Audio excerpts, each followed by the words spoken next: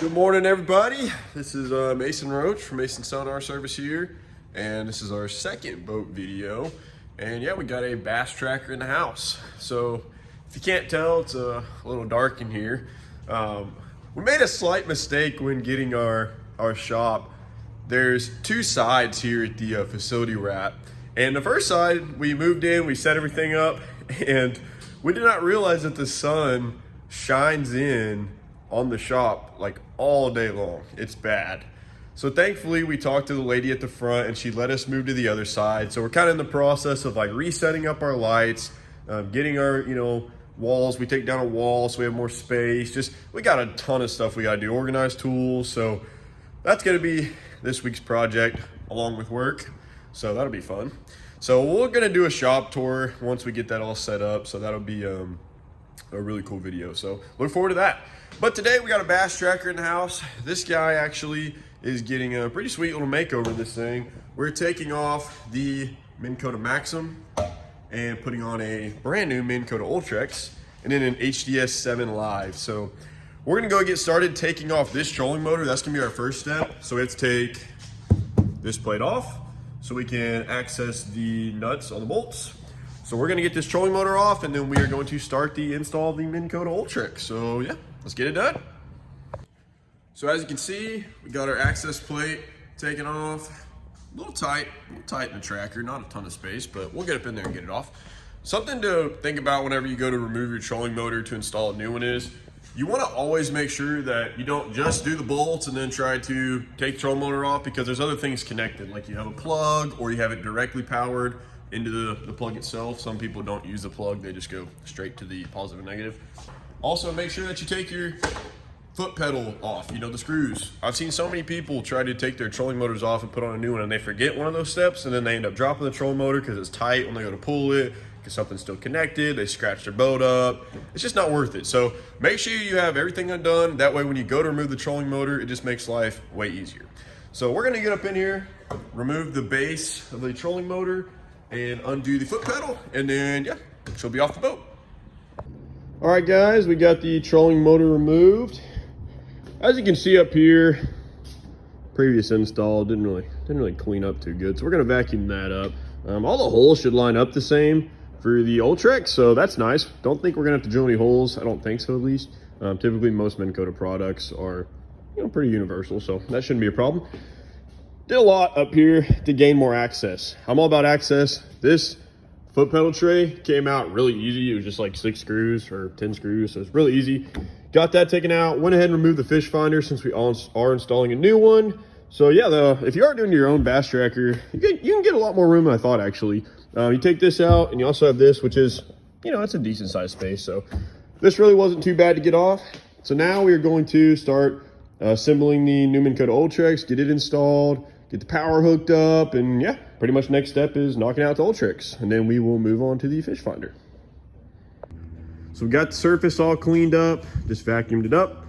I don't think there's anything more satisfying than when you're installing electronics or trolling motors and just getting to peel off the new packaging. That's one of my favorite parts. So, all right, so now we're gonna get this assembled, bolted down, and yeah, let's knock it out.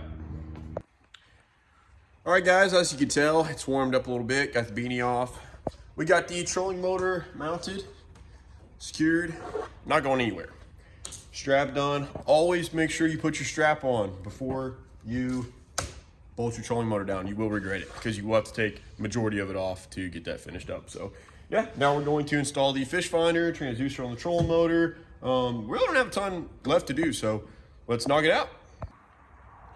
All right guys, as you can tell, dark out. We haven't been working since this morning on this or anything. Took a break, had to run around, do some other stuff, ship some SD cards, things of that nature. But we're back tonight to finish up this boat. As you can see, we got the 3-in-1 transducer installed on a precision sonar bracket for the Minn Kota Ultrex.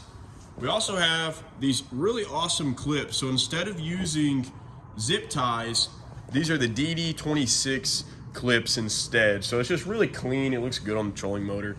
So we got that done. We got our cables for our fish finder ran, got the power hooked up.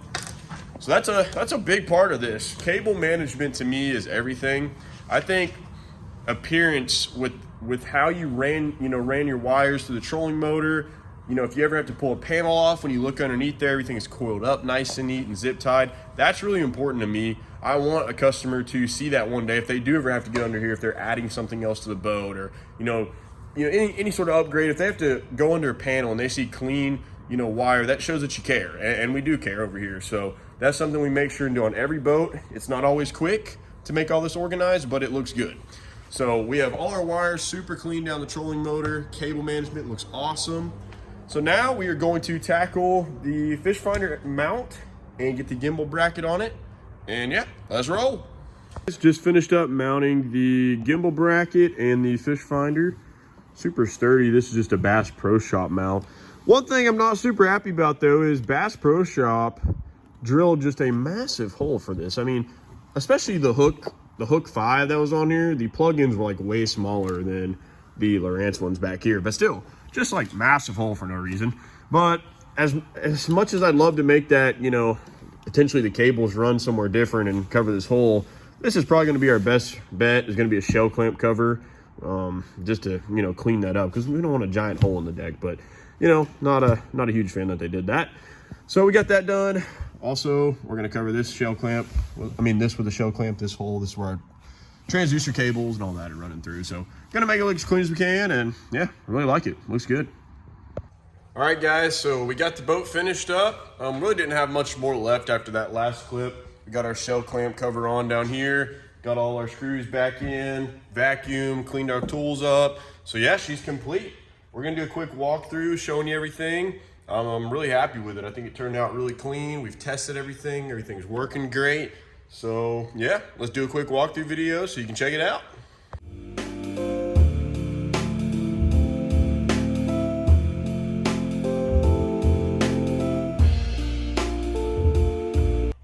If you're looking at getting a professional install done on your bass boat, give me a call at 936-444-5849. We do trolling motors, we do electronics, we do mounts, you name it, we can knock it out. No job is too big. As you saw in the last video, we did 5 units on that Bass Cat and it turned out awesome. So give me a shout, guys, and we look forward to seeing you here at the shop.